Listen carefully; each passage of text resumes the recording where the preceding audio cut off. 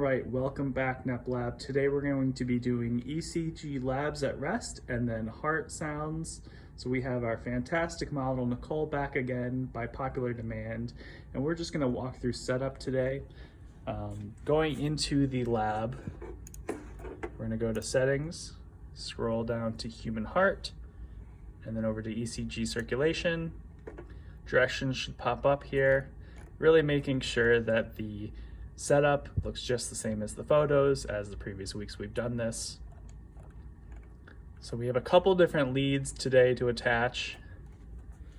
We've debrided our subject and we've placed the right red electrode right here under the clavicle. We debrided and then placed it. Black is just under the collarbone here on the left, and then green is grounding right on the hip.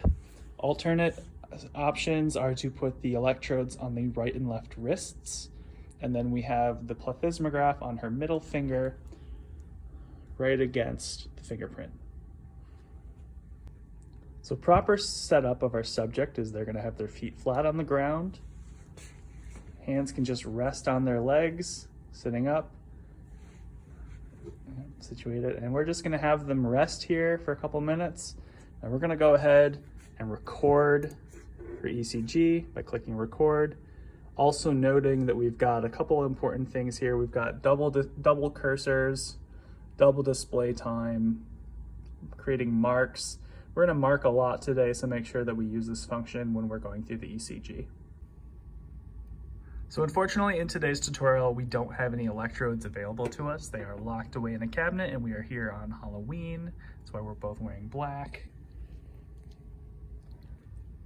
But we're gonna just walk through the setup. So we'll see a PQRST wave here. And what we wanna find is a nice section of the readings where there's 5 consistent. Make sure you zoom your screen to the appropriate segments. You wanna be able to record those for our intervals. We're gonna be taking T2 minus T1, which we've done a bit now by dragging the cursors. And we want to line those up for the RR interval at the peak of each wave, and that's how you're going to calculate that interval. You really only need T2 and T1 today. We don't need to worry about the V2 minus V1. All right, so a few friendly reminders with the stethoscope. We want to make sure that we're using the diaphragm head, not the bell, and that the hole is facing the diaphragm. That way this is on. And then making sure that when we put this on, the earpieces are facing forward. That's the proper orientation. And when we do this on our subjects, we're gonna come right down through the top of the shirt.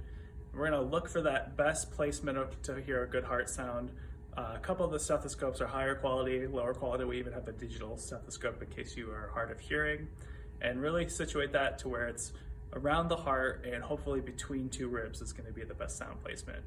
What we're gonna do when we're on the ECG is we're gonna be clicking mark when we hear the lub, and then hitting it again when we hear the dub, and we're going to be able to measure the time intervals between that, and make sure we're noting what those are corresponding to in the heart. Those are a couple of your discussion questions.